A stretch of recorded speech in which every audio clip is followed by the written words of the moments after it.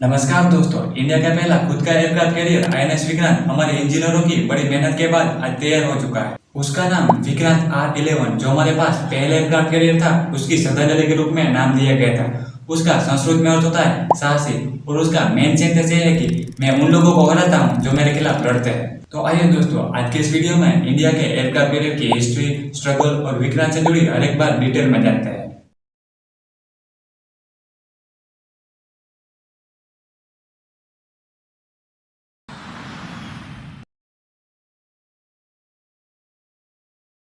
दोस्तों, किसी भी कंट्री को अगर एक छोटा समुद्र का टुकड़ा भी मिल जाता है तो उस कंट्री की ग्रोथ और डेवलपमेंट में एक बड़ा सा फर्क सामने दिखता है। और इधर हमारा इंडिया तो तीनों साइड से करीब 7,500 किलोमीटर जितना कोस्ट लाइन धराता है। इतने बड़े समुद्र की सिक्योरिटी के लिए हमारे देश की नौसेना 24 घंटे उस पर वर्क करती है। नौसेना के साथ हमारी एयरफोर्स भी इतनी जरूरी है क्योंकि जब वॉर युद्ध का टाइम आता है तब हमारे एयरफोर्स के फाइटर प्लेन एक बड़ा सा रोल अदा करते हैं। लेकिन इस फाइटर प्लेन के लिए एक बड़ी सी समस्या यह है कि फाइटर प्लेन बहुत दूरी तक नहीं जा पाएगा क्योंकि उसकी फ्यूल कैपेसिटी बहुत ही कम होती है और एक सीमित सीमा तक ही जा पाएगा। अब उसका सॉल्यूशन एक ही है कि समुद्र में कुछ ऐसा स्ट्रक्चर बनाया जाए जिससे फाइटर प्लेन को नीचे उतारा जाए, फ्यूल भरा जाए, सर्विस की जाए और वॉर के लिए आगे भेजा जाए। इस स्ट्रक्चर को एयरक्राफ्ट कैरियर कहा जाता है। जब 1947 में इंडिया रिपब्लिक हुआ तो इंडिया को एयरक्राफ्ट कैरियर की बहुत बड़ी नीड थी, लेकिन हमारी उस टाइम इतनी कैपेसिटी नहीं थी कि हम एक एयरक्राफ्ट कैरियर दूसरी कंट्री से खरीद पाए। धीरे धीरे हमारी इकोनॉमी बढ़ने लगी और 1961 में ब्रिटेन से हमने पहला एयरक्राफ्ट कैरियर आईएनएस विक्रांत खरीदा, जो 10 साल बाद 1971 में इंडिया और पाकिस्तान के वॉर के टाइम बहुत बड़ा काम आया और 1997 में उसे निष्क्रिय किया गया। उसके बाद दूसरा एयरक्राफ्ट कैरियर 1987 में ब्रिटेन से आईएनएस विराट हमने खरीदा, लेकिन एयरक्राफ्ट कैरियर ब्रिटेन की नौसेना में 26 साल काम कर चुका था, इसलिए इसमें कई टेक्निकल प्रॉब्लम देखने को मिला। हमारे इंजीनियर ने कई प्रॉब्लम सोल्व भी किए, लेकिन वो बहुत आगे काम नहीं है। उसके बाद नया एयरक्राफ्ट कैरियर रूस से खरीदने की बात चल रही थी, लेकिन सबके मन में एक ही सवाल था कि कब तक दूसरे कंट्री पर ऐसे निर्भर रहना पड़ेगा। और कुछ भी रीजन थे कि दूसरे कंट्री से खरीदे गए एयरक्राफ्ट कैरियर में अगर कोई टेक्निकल इश्यू आता है तो हर वक्त उस कंट्री पर हमें निर्भर रहना पड़ता था। दूसरा रीजन ये था कि एयरक्राफ्ट कैरियर में कॉम्प्लेक्स स्ट्रक्चर होता है जिससे उसकी प्राइस भी बहुत ज्यादा होती है और इंडिया के लिए एक बहुत कॉस्टली लगता था।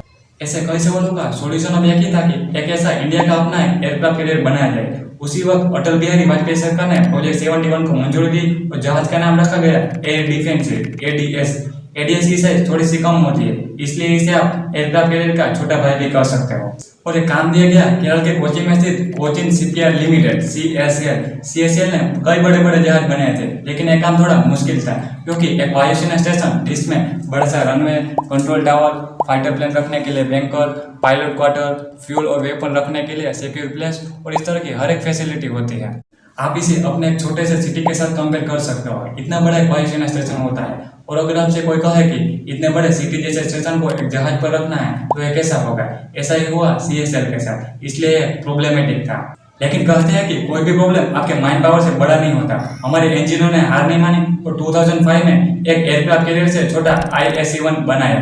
अब टाइम था कि उसे बड़ा एयरक्राफ्ट कैरियर बनाना। करीब 2009 में उस पर वर्क चालू किया और आज 13 साल बाद वो बनकर तैयार हो गया, जिसे नाम दिया गया आईएनएस विक्रांत। हालांकि इस एयरक्राफ्ट कैरियर को बनाने में कई पार्ट्स हमने दूसरे कंट्री से खरीदे हैं, लेकिन 18% बनाने का वर्क और पार्ट हमारे खुद के कंट्री के ही है। अगर हम आईएनएस विक्रांत की कुछ बात करें तो उसे करीब 20,000 करोड़ में बनाया गया है। उसे एफिल टावर का जितना वजन है उससे 4 गुना स्टील यूज कर बनाया गया है। जहाज की लेंथ 262 और विड्थ 62 मीटर है, मीन्स फुटबॉल के 2 ग्राउंड बनाए जा सकते हैं। यह करीब 45,000 टन वजन विस्थापित कर सकता है, मीन्स 10,000 हाथी का वेट उठा सकता है। और दोस्तों, इसमें 2,500 कंपार्टमेंट, 16 बेड का हॉस्पिटल और मैकेनाइज्ड किचन जिसमें 3,000 रोटी पर घंटा बनाई जा सकती है। यह करीब 30 एयरक्राफ्ट और 1500 से ज्यादा योद्धाओं को एक साथ ले जा सकता है। इस मौके पर हमारे देश के प्रधानमंत्री नरेंद्र भाई मोदी ने कहा कि आईएनएस विक्रांत आत्मनिर्भर भारत का एक प्रतीक है। 21वीं सदी में भारत की मेहनत और प्रतिभा का एक प्रभाव है।